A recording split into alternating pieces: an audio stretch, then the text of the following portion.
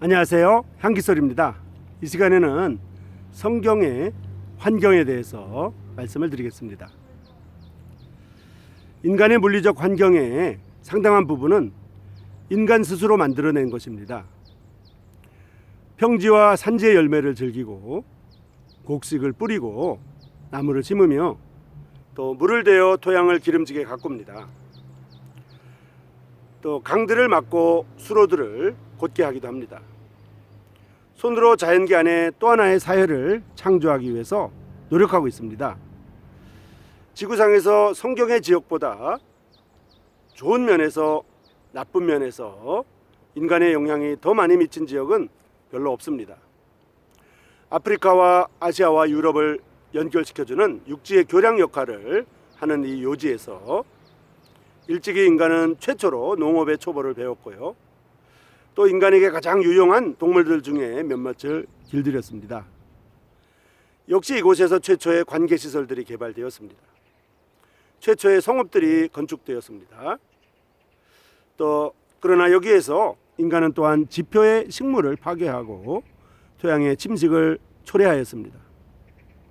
세계의 태고 문명들이 최초로 발생한 이곳 메소포타미아와 에집트에서의 인간 상호관계와 문화와 물리적 환경이 가장 오래되고 가장 복잡한 것이었습니다.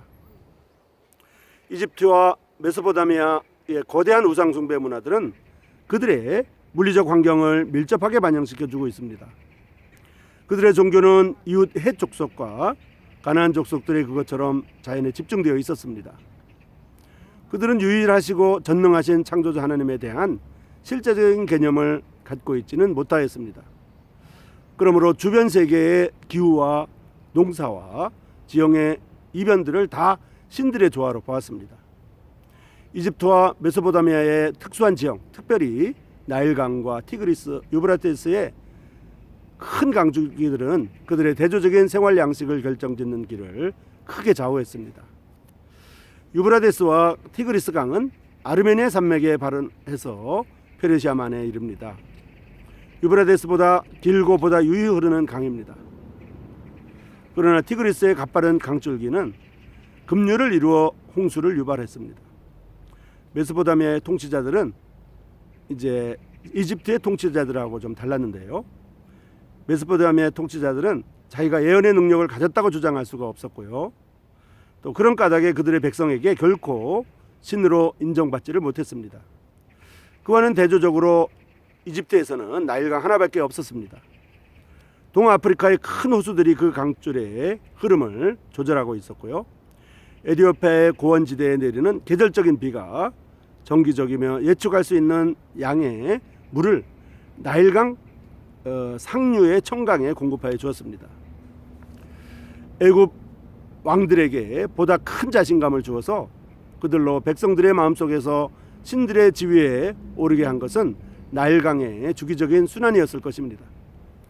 애굽 왕은 분명히 메소포타미아 통치자가 이제까지 자기가 가졌다고 생각해 본 적이 없는 자연에 대한 지배력을 그의 신복들에게 행사했을 것으로 보입니다. 요셉의 이야기는 그가 애굽의 나일강에 대한 자연 과학의 비밀을 알고 있었음에도 불구하고 그의 성공을 한 분 하나님께로 돌렸던 사실을 지속해주고 있습니다. 향기소리 시청자 여러분, 이 시간에는 성경의 지역에 대해서 살펴보았고요.